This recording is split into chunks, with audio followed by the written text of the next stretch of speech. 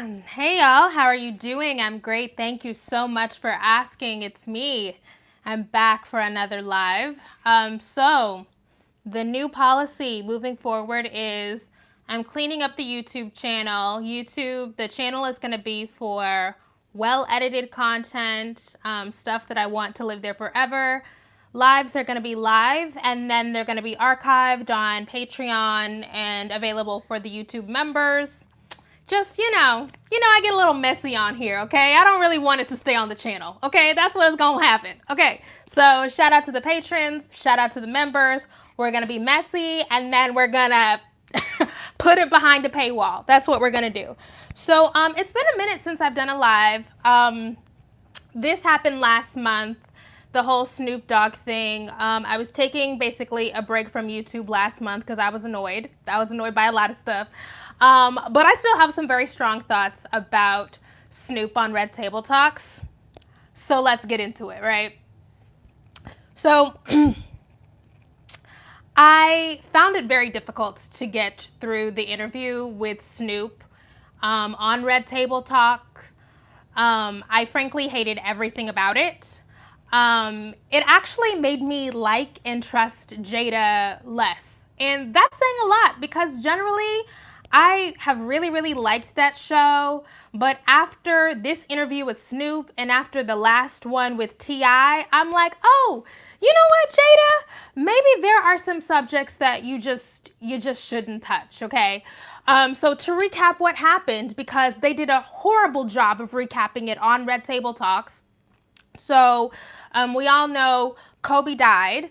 And then we have the Kobe retrospectives. And as people were going through Kobe's memory, we had to recall when he was accused of raping a woman. Sorry, I had to get my notes up. He was accused of raping a woman. And at first, it was like mainly white feminists, to be honest, were dragging this out. But eventually we decided we all needed to have a conversation. Sorry, I don't know what just happened. We decided we all needed to have a conversation about how do we contend with this kind of blemish on this otherwise great man's legacy. Gayle King, a journalist for CBS Morning News, she decided to interview Lisa Leslie, who was apparently a really good friend of Kobe Bryant. Lisa used to play in the WNBA. She's like a superstar. And during that interview, they talked about all sorts of things, including the allegation of rape against Kobe Bryant from 2003. It was one question and one follow-up question. And the entire interview was maybe about 6 minutes long, 7 minutes long. Not a huge deal. Okay. So CBS tweets out that little clip from the interview, and the internet, and I would say primarily the black internet, goes crazy. They're dragging Gayle. They're calling her all sorts of names. She's a bad wench. She's a coon. She and Oprah hate black men. All of that kind of stuff. All kinds of people come out on social media to drag Gayle. But I was particularly distressed by Snoop Dogg. Snoop Dogg, you may know him from Doggy Style, such hits as Doggy Style, or such hits as dragging black women on leashes on red carpet. Snoop Dogg's greatest hits, right? So Snoop Dogg comes out and goes on this rant on Instagram and calls Gayle all sorts of just horrible, horrible names. Not only does he call her horrible names, he threatens her. In the caption, he has hashtag free Bill Cosby. Okay, so some time goes by. There's a little bit of backlash, but generally people are on Snoop's side, right? And so he comes back maybe a week later, maybe a few days later, and he gives an apology, right?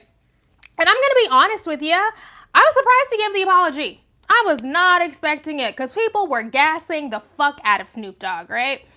But he came back and he gave this apology, and I was surprised by how like good it was, you know? It wasn't the best, right? And I will say we also have a tendency to celebrate men who do the right thing for just doing the bare minimum, right? So it was an adequate apology. he, said, I was wrong. When you're wrong, you're wrong.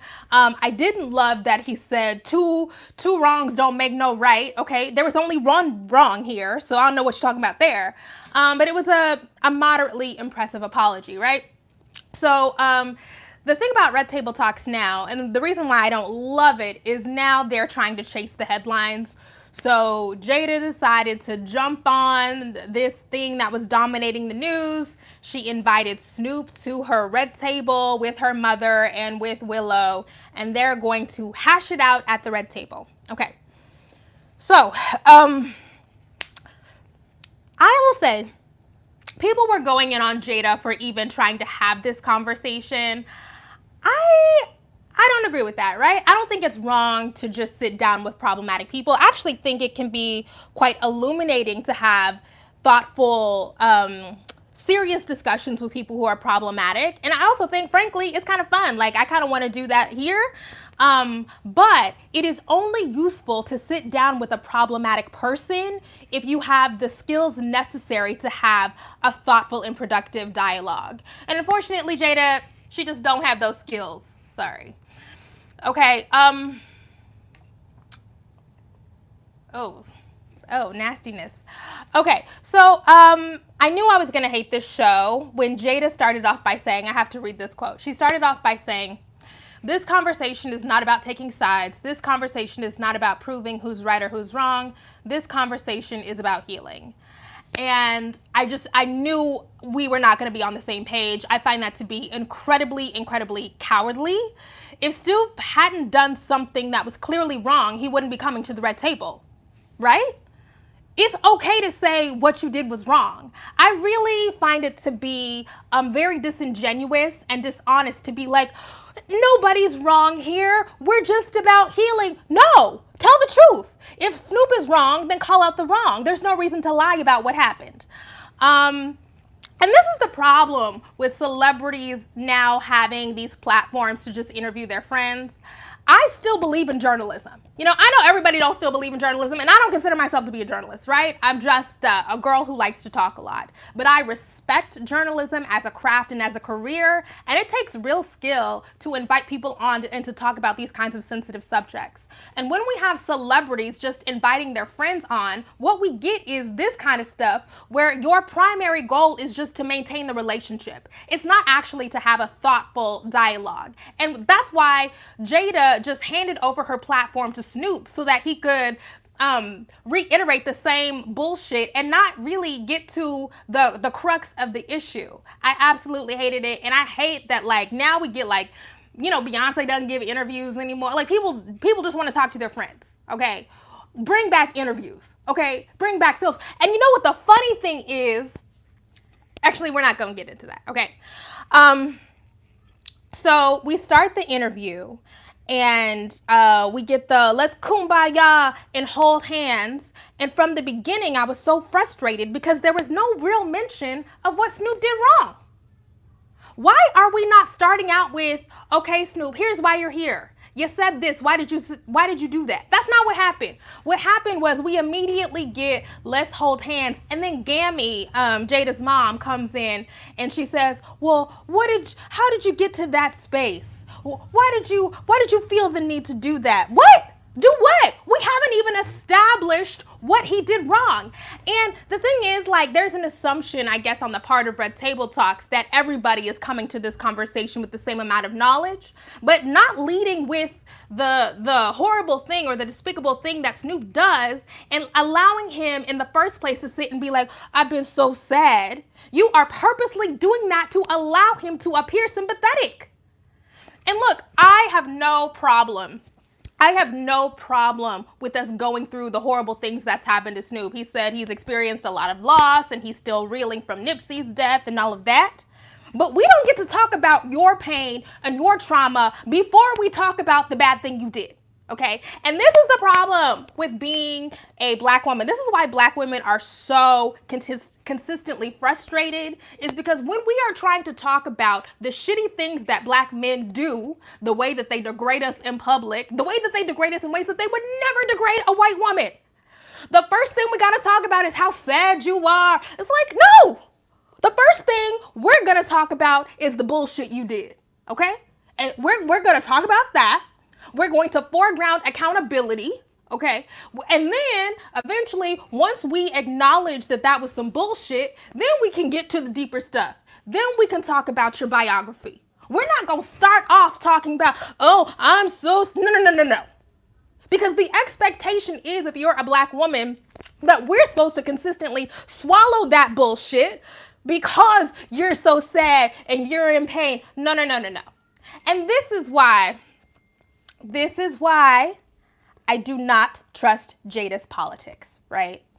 And okay, let me just say, it pains me to say this because she seems like a very sweet woman. She seems very genuine. I believe that she wants to do right, but I cannot trust your politics if you are not coming to this conversation about the way that a middle-aged woman was degraded in public for simply doing her job. If you are not intentionally and consciously coming with the desire to get some kind of accountability or to talk about what she described herself is a culture of disrespect. She didn't do that.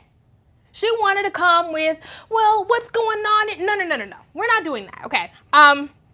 So I think that it is very, very unfortunate that in this conversation, there was no immediate desire to acknowledge harm or wrongdoing. That's the first reason why they fucked up.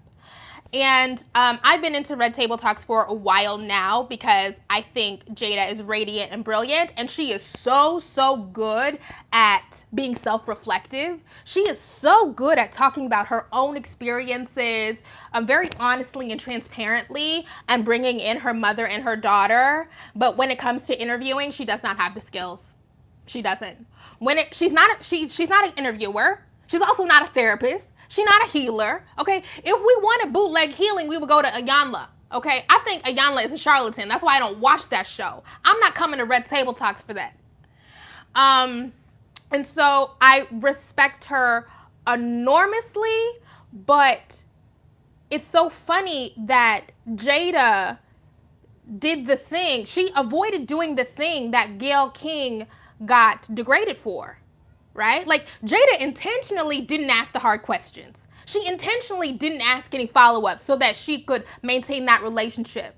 Right? Like, she is the docile, peacemaking Black woman who was almost willing to, like, martyr herself.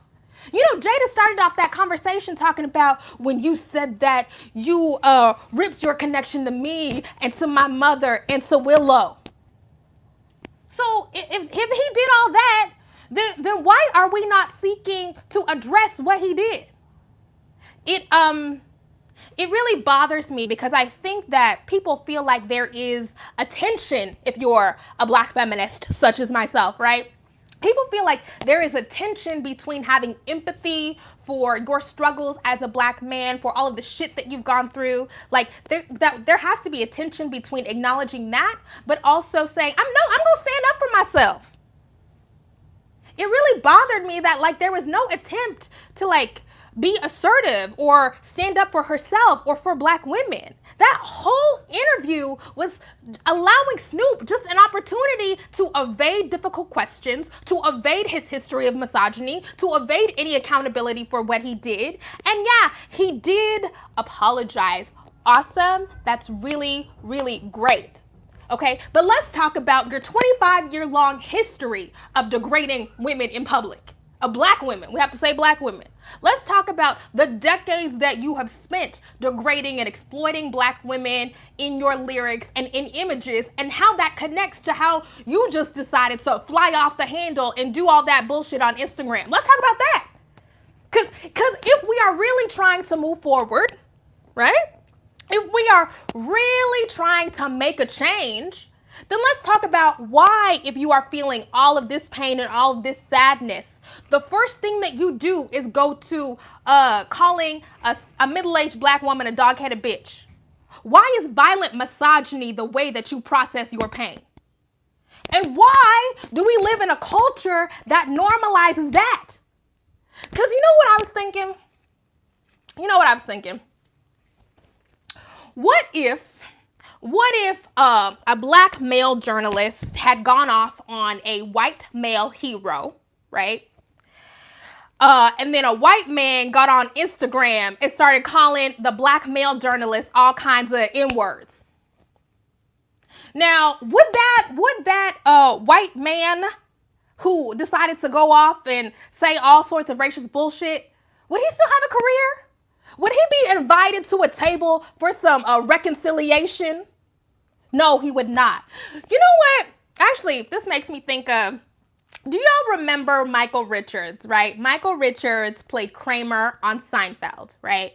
And so about 15 years ago, Michael Richards, he was doing stand-up comedy, and somebody heckled him, and then he went on like an N-word, a nigga tirade. I can say it, I guess, because this is going to be down. I'm not going to monetize it. Michael Richards lost his career after that, right? He said, oh, I got mad, and it was in the heat of the moment. Lost his career. Had to go into hiding. Had to secretly keep collecting his Seinfeld residual checks. And still, he was just on Jerry Seinfeld's like show, the Comedians in Cars show. Still had to explain it. Still had to apologize for it. Why is it? Sorry, my voice is getting crazy. Why is it that we have black men who reflexively go off and say the most disgustingly misogynistic, who spew misogynoir like it's nothing? You said that to a 60-something-year-old woman doing her job. And then it's black women's responsibility to come to the table and do reconciliation. When if it was racism, if it was homophobia, that would never be the case. It would never be an expectation that we extend an olive branch to try to figure out what's in your brain and why you were so hurt, and that's why you decided to go off like that. I will say, black men don't benefit from patriarchy. Oh, girl. Okay. I will say though, I'm not heartless. I do understand that Snoop has been through a lot. I understand that traumas can make us act out in inappropriate ways, but I just get upset that the status quo, that the foundational expectation is that we center black men's pain after they've done something terrible to a black woman. And I think that needs to change. Okay. What else have I got? Sorry, my nose is running. Oh, and you know what else I was thinking about? And Gammy tried to bring this up. So Snoop Dogg, just last year, he released another album. And on that album, he's calling women bitches.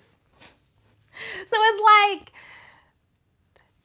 how is it that the excuses, on one hand, the excuses, I was so in so much pain and I was going through a lot and I just said what was on my heart. But you just released music last year, calling women bitches. So obviously there's a pattern here that we have not broken down.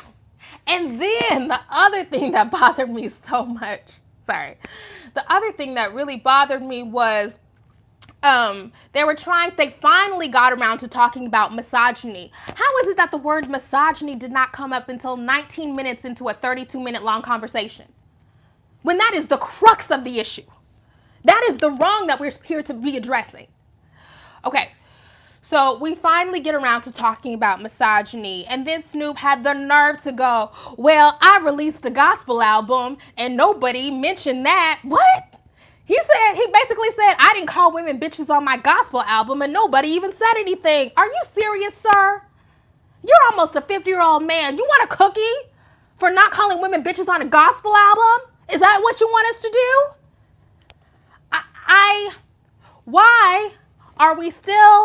Why is a damn near 50-year-old man begging for us to pat him on the back for not being abusive in lyrics and images? Why? Why is that? Right? And that is the culture that we really need to be dissecting. right? And then, the other thing was, and Snoop does this a lot, he tried to trot out his mama to be a pawn in his redemption narrative, talking about, my mama taught me to respect women. Did she? Because where your mama been for the last 25 years? Where was your mom when you were dragging women down the red carpet with dog on dog leashes? What are you talking? Where was your mom when it was bitches ain't shit? Why are you dragging her into this? Like, I do not understand. I think that if we're gonna talk about a culture, we need to talk about a culture that lacks self-accountability. This man begging us to say, well, y'all didn't even talk about my gospel album. You grown. You don't know at 50 years old that calling women bitches and hoes is wrong? You need for us to put you on a pedestal because at middle age, you, a grandfather and a millionaire, you made one album where you decided not to call women bitches? Stop it. Stop it. And I think that the fact that neither Jada, Gammy, or Willow really, they chose not to interrogate, but there was never any pushback on what this, you just let him come out here and say this. You really let people who were hurt not only by Snoop's tirade against Gayle, but also by his decades-long history of misogyny down. And I'm going to be honest, I really kind of expected more from Jada. I know that she doesn't come from a place of having radical politics, so it's like, she's super rich now. She's been rich for decades or whatever. But there are these clips that kind of circulate where, there's one where Jada is kind of trying to confront Eazy-E about his misogynistic lyrics. I thought at the very least, we can talk about the connection. This is not an isolated incident. This is a continuum. And the thing is, it's not just a thing for middle-aged Snoop. We have these 40-something black men, 50 Cent, all of these black men come out of their fucking holes to say that misogynistic shit when a black woman dares to step out of line. And we're not gonna question that? So I had a real problem with that. Moving on. Jada, briefly, they talked about black male grief and black male rage without ever really getting into where that theory comes from and the consequences of that theory. And Snoop decided to say that it was about, he was upset because the media was attacking superheroes, talking about Kobe as a superhero and how he was so beloved in Los Angeles and whatever. Okay, maybe. But why did Snoop, in the caption for this rant, this tirade against Gayle, why did you hashtag Free Bill Cosby? If it's just about Kobe and protecting Vanessa Bryant and whatever, why are you deciding to use that time to advocate for a convicted serial rapist? Now what's that about? Now, that makes me think that this is not just about Kobe Bryant. And this is my problem. This has been my problem with this whole conversation about Kobe Bryant that then becomes a conversation about R. Kelly, which then becomes a conversation about Bill Cosby and eventually Russell Simmons, right? Is because these men come out and say, well, why are you attacking us? Why are you attacking us? Y'all are always attacking black men. And that allows them to conflate protecting black manhood with protecting black rapists. Why do y'all want that to be synonymous? Why, if you are so serious about protecting black manhood and the image of black men, I would expect you to be the first in line to say, oh, no, we don't want to associate with the rapist, with the pedophile. Instead, on your noble crusade to protect black manhood, and y'all are never acknowledging when we do anything good, you run toward the rapists. And I'm supposed to sit here and respect that because racism exists. Y'all are actively embracing the rapists. But because racism exists and I'm a black woman and I care that you've been through shit, I'm supposed to look the other way. It's bullshit. And again, Jada, sorry, lovely woman, beautiful woman, great spirit, did not have the range. Did not have the range for that. Allowed that man to come out here and spew that bullshit. And then toward the end of the interview, when we were trying to get to the solution section, why did Jada allow this man to get up there and say, well, the solution is acknowledging when black men do good things? What are you talking about? What are you talking about? That is not a solution. Like, are you kidding me? That is not a solution, right? The continued coddling and excuse making and enabling is not a solution. That is the problem. That's how we got here.